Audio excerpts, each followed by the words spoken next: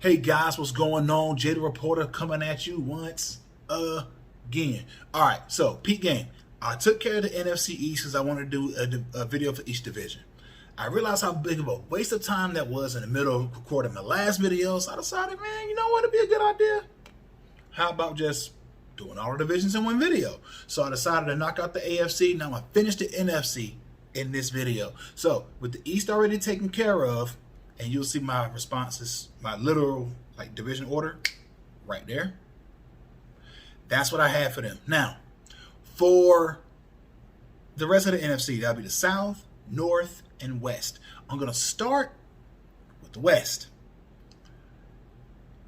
This is a tough one to pick because all the teams are weird.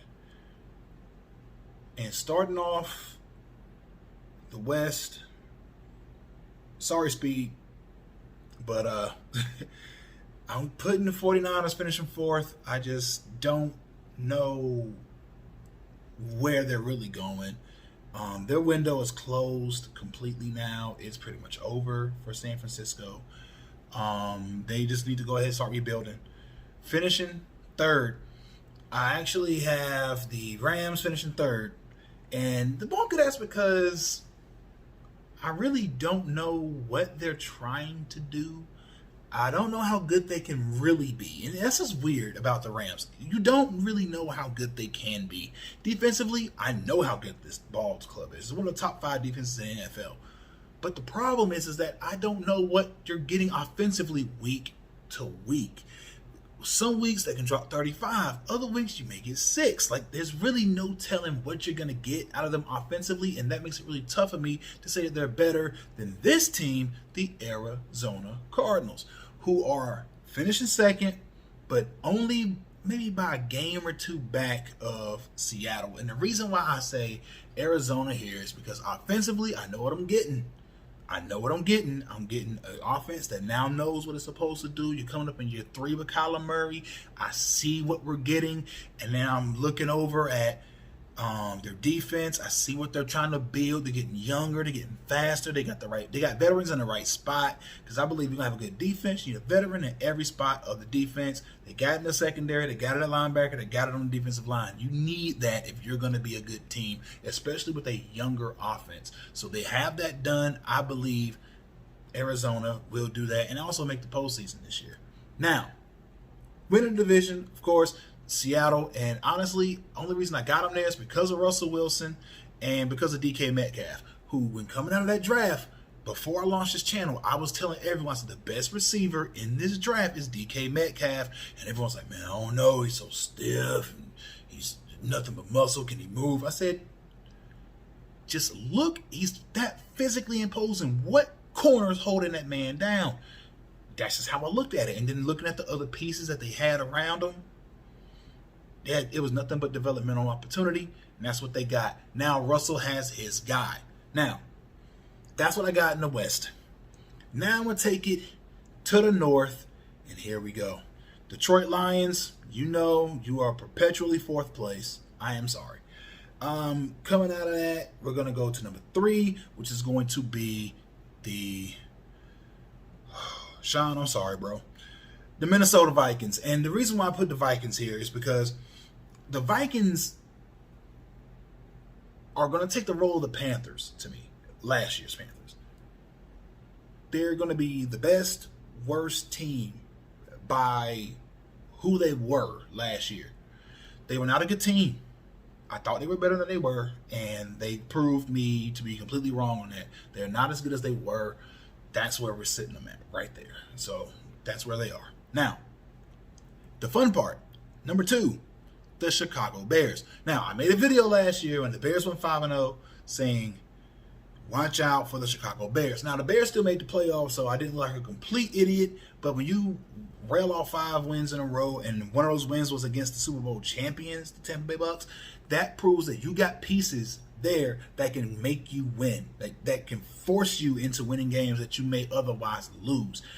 They have that. I believe in them. I see what they're looking to do. I'm taking that. If there's anything, I'm taking that. Now, looking at where this division is. Green Bay, with all of the question marks they have, are the best team by proxy in this division. And what's weird is that this Green Bay team can either win you a Super Bowl or lose in a wild card. Like, it's odd that they're where they are because of that. I try my best to wrap my head around where the Packers are, because they're going to be right there at the end with one of the best records in the NFL, because they have one of the best regular season quarterbacks because he doesn't turn the ball over. So I trust it, but how far? How far do I trust it? So that's where we are there, and holding up this division for last, and for obvious reasons, the NFC South. And coming in fourth is the hapless, don't really know what they want to do now or in the future, Atlanta Falcons. So letting go of Julio. What's good for Julio? What's good for Calvin Ridley? Not really ideal for Matty Ice. So we're going to see how good he is without Julio, because a great receiver can make a good quarterback look great in spurts, but he doesn't have that all-time talent at wideout. Calvin Ridley is good. He's really good. But if you compare him to Julio, is he all-time good? No. He's just another really good Alabama wide receiver. So that's where that sticks. I don't have him in nowhere near the hall at all.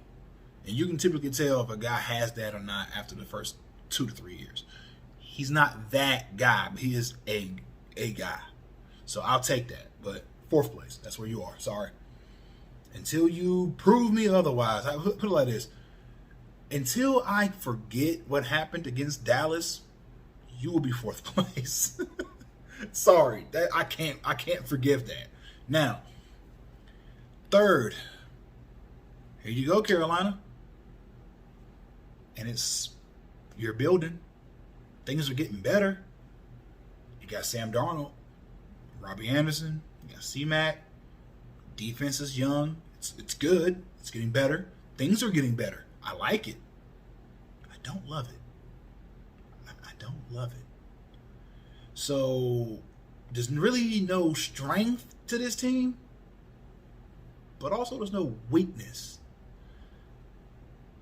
They're kind of like a overall 80. Like, you ever see like a play on 2K, or I hate to say Madden, but on Madden or something, and the team has like an overall 80. There's really nothing you can do well, but there's nothing you don't do okay. So that's kind of where they are. Now, coming in second, but oddly enough, may miss the postseason, the New Orleans Saints. And honestly, I struggle to not put Carolina above them, because I don't trust Taysom Hill. They were able to win ball games with them, but the one game that sticks out to me was the Philadelphia game. When they lost to the Eagles, that stuck out to me, because everyone wanted to talk about what the Eagles quarterback was doing in that game. That was nice. That was perfect. That was a good coming out show for him. Who I was watching instead was Taysom Hill. I was watching him, and for obvious reasons. I was watching Taysom Hill simply because I knew he was up next. Now, if New Orleans puts out Jameis Winston, I think they could make the playoffs. Sounds crazy, I know, but you gave Jameis time to sit and learn. And he had Sean Payton. He watched Drew Brees. He watched Taysom Hill. He's got time to learn it. I believe he can possibly get that done. Now, last team I'm going to talk about before I wrap up the divisional videos. How about the Tampa Bay Buccaneers, ladies and gentlemen? Bringing back every single piece from that Super Bowl winning team, offensively, defensively, special teams. I mean, there's not a weakness on this ball club. If you're going to beat Tampa Bay, you have to play your best ball. Matter of fact, this Tampa Bay team, talent-wise, they remind me of the undefeated Patriots team. Even though they lost on the Super Bowl, you have to play an outstanding brand of football to beat this team. Because keep this in mind, Tom Brady was trying his best to give Green Bay the win of that NFC title game, and they just couldn't take it from them. I mean, they did everything but tell the refs that, hey, can you just give them 7 more points? They did everything but that. So it's not impossible to beat this team. I believe the Bills can beat them. I believe the Titans can beat them. I believe the Chiefs, a healthy Kansas City, can beat them. I believe that on a good day, Green Bay can get at them. Chicago proved they can beat them. I think in certain circumstances, they can probably lose a divisional game or two. Like, they're not an impossible team to beat, and a lot of people like to ride the coattails of the team that just came off of winning the Super Bowl, especially when they do it in a dominant fashion.